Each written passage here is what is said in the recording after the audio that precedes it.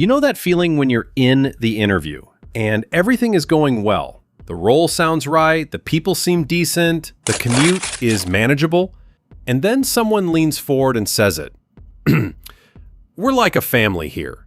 And something in you, something that has been in enough workplaces to know things, goes quiet. Not because you don't want connection, not because you're cynical about relationships at work, but because you've heard that sentence before, and you remember what came after it. The extra hours that were never discussed, just expected.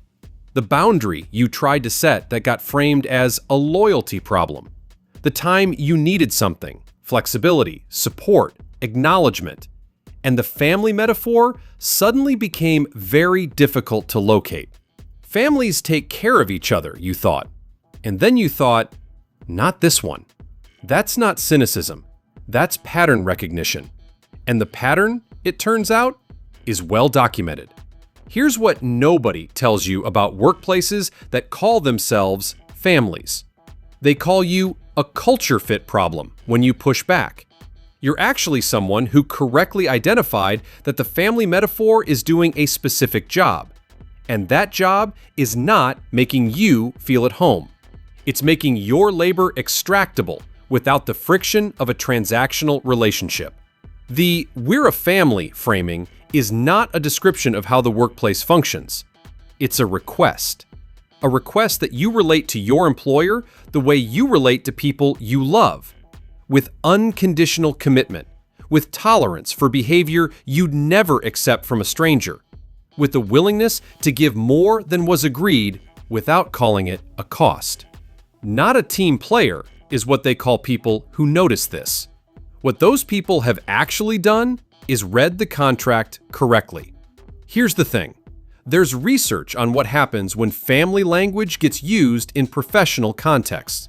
Sociologist Arlie Hochschild, who spent years studying how organizations extract emotional labor from workers, found that family framing is one of the most effective mechanisms for getting people to voluntarily exceed their formal obligations. Not through coercion, through identity. If your family, then going above and beyond isn't overtime, it's just what family does. And here's the specific problem with that framing. In an actual family, the obligations run both ways. Parents sacrifice for children. Children care for aging parents. The relationship contains accountability that runs in every direction. But in the workplace family, the obligation flows in one direction only. You are expected to give like family. The organization reserves the right to act like an employer, to restructure, to eliminate positions, to optimize for cost, whenever the business case requires it. The family metaphor is available to them when it produces commitment. It disappears when it would produce accountability. You can't fire your mother. They can fire you. But then there's something else happening here. Underneath the metaphor is a second mechanism that makes it particularly difficult to push back against once you're inside it. Family language doesn't just set expectations. It colonizes the language of dissent. When you're a family, expressing a grievance becomes a betrayal. Asking for a raise becomes greed. Setting a boundary becomes a rejection of belonging. Leaving becomes abandonment.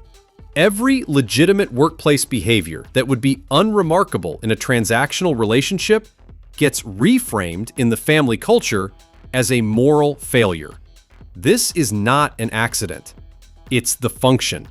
An employee who frames their dissatisfaction as a reasonable professional concern can advocate for change. An employee who has been made to feel that their dissatisfaction is a family problem, a sign that they don't care, don't belong, aren't really committed, has been removed from the terrain where advocacy is possible. The metaphor doesn't just set expectations. It forecloses the language you'd need to challenge them. Have you ever tried to raise a workplace concern in a family culture environment and found that the conversation somehow became about your attitude rather than the issue? That's not a coincidence. That's the metaphor doing its work. Now here's where it gets interesting. The family metaphor isn't equally distributed. It tends to cluster in specific places. Startups that can't compete on compensation. Organizations going through transitions that require employees to absorb uncertainty without complaint. And, most reliably, organizations where the power differential between leadership and employees is largest, and the formal accountability mechanisms are weakest. In other words, the places that most need you to behave like family are the places least likely to treat you like one. The metaphor is most common precisely where the reality is furthest from what it implies. And the employees who work in those places are the ones who most need the protection that a clear, honest, transactional relationship would provide, and least likely to have it, because the family framing has replaced it. But let's clear something up. This is not an argument against genuine connection at work. Relationships matter. Community matters. The experience of working alongside people you trust and respect is one of the genuine goods of professional life, and it's worth seeking out. None of that requires the family metaphor. In fact, the family metaphor almost always crowds it out. Because genuine connection at work is built on honesty, on clear expectations, on the mutual recognition that each party has legitimate interests, and that navigating those interests with respect is the foundation of something real. The family metaphor replaces that foundation with obligation, with guilt, with the implicit suggestion that wanting anything for yourself, appropriate compensation, reasonable hours, acknowledged limits, is a form of disloyalty to the people who care about you. Real families, at their best, want good things for the people in them. The workplace family almost always wants something from them. Here's what they don't tell you. When a workplace calls itself a family, they are telling you something true. They are telling you that they intend to relate to you the way families relate to each other at their worst, with the expectation of unconditional commitment, with the deployment of guilt when that commitment wavers, with the assumption that your needs are secondary to the needs of the unit. They are not describing a culture. They are describing a dynamic. And the dynamic has a direction.